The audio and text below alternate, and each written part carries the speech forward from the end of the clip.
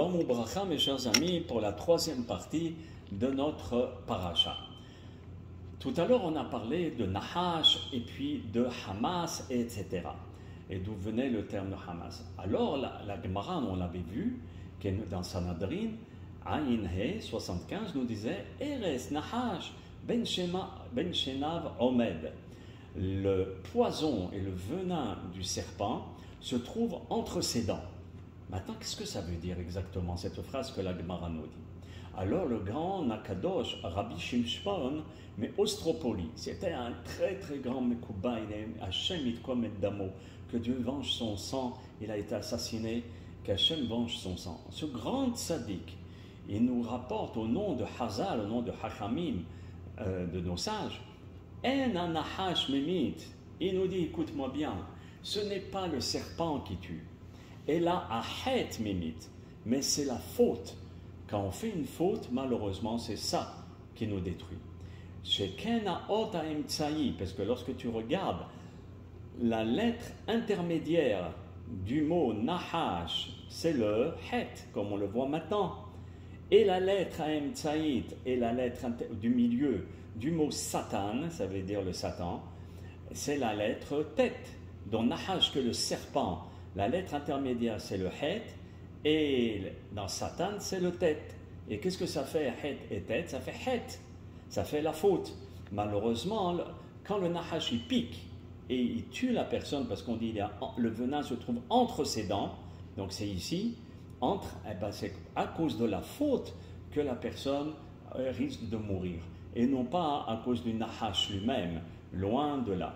Donc comme on voit dans le désert, que lorsque Moshe Rabbeinu a fait un Nahash en bronze, comme Dieu lui avait dicté, et ce Nahash-là, c'était pour repousser la force de l'impureté, et de se dire, ce n'est pas le Nahash qui tue, mais c'est le Het. Et vous allez me dire, mais Het, ça s'écrit Het, tête, Aleph. Où il est passé le Aleph? Alors le Aleph, comme tout le monde sait, c'est exactement le nom, la lettre qui représente Dieu. Alufo Shel Olam, comme vous verrez dans les lettres, dans les cours des lettres. Et Aleph, c'est 26. La barre du milieu, c'est Vav, et les deux Yud en haut et en bas. Vous voyez ici un Aleph, en haut il y a un Yud, en bas il y a un Yud à l'envers, ça fait 10 plus 10, et ici c'est une barre en Vav, comme tout le monde le sait. Donc ça fait 26, ça représente le nom de Dieu.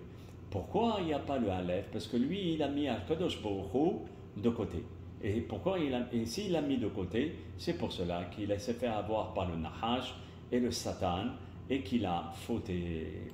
D'accord? Maintenant, il est rapporté encore une autre explication dans le responsable de Mahari Assad. Là-bas, il nous dit Nahash Satan. Alors il nous dit Be'are chez Gambe Nahash ve Gambe Satan. Dans les deux noms, tu observes qu'il y a les lettres des extrémités Nun Shin et Nun Shin. Et qu'est-ce que ça fait Nun Shin? Comme on a dit dans le premier cours, ça fait le mot Shen. Et Shen, la morsure, c'est là où se trouve le Eres Nahash, le poison du Nahash. Et sa force se trouve ici. Pourquoi il se trouve ici? Pourquoi il a la force de mordre? Parce qu'on a fauté avec le het, voyez. Donc c'est ce que nous rapporte le Admour Meostropoli chez Schuto Tagen Ba'adenu. Nous allons donner une autre encore explication sur une autre partie de la paracha.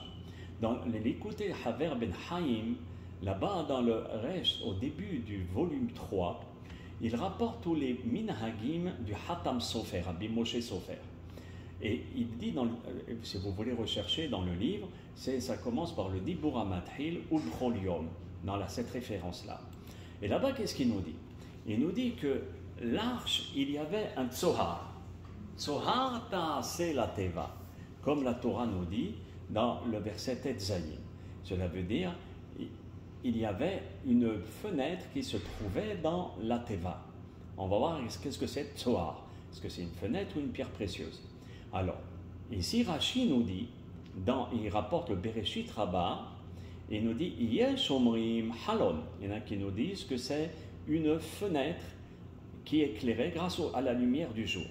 Mais Yesh Omrim et d'autres Hachamim qui nous disent dans la Gemara et aussi dans le Midrash Even Tova, c'était une pierre précieuse, Ameira Lahem, qui les éclairait. Voilà, ici je vous l'ai traduit. Donc, Tzohar, d'après certains, c'est une fenêtre pour laisser la lumière pendant la journée. Et la deuxième explication de Tzohar, d'après d'autres Hachamim, c'est une pierre précieuse qui donnait de la lumière pendant la nuit.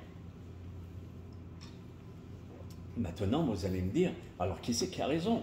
Est-ce que c'était une lumière, une pierre précieuse, ou bien une fenêtre? Soit l'un, soit l'autre.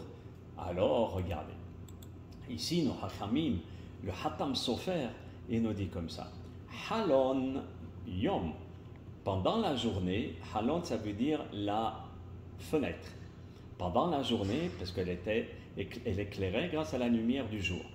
Quand vous regardez la valeur numérique de ce mot-là, et la suite, Even Tova Laila, une pierre précieuse qui éclairait la nuit, quand vous rassemblez toutes les lettres, ça nous fait la valeur numérique de 295. Vous voyez, c'est très fort les valeurs numériques, parce que les lettres et les mots parlent dans la Torah, vous voyez.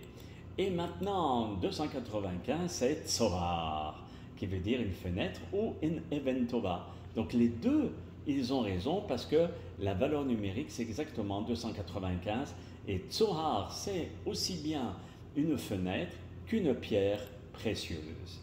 Tout à l'heure, nous allons voir une autre explication du Hatam Sofer qui est exceptionnelle. Je vous redonne rendez-vous, Be'ezrat Hashem, pour la suite de la Parashat Noach. Be'ezrat Hashem Yitbarach.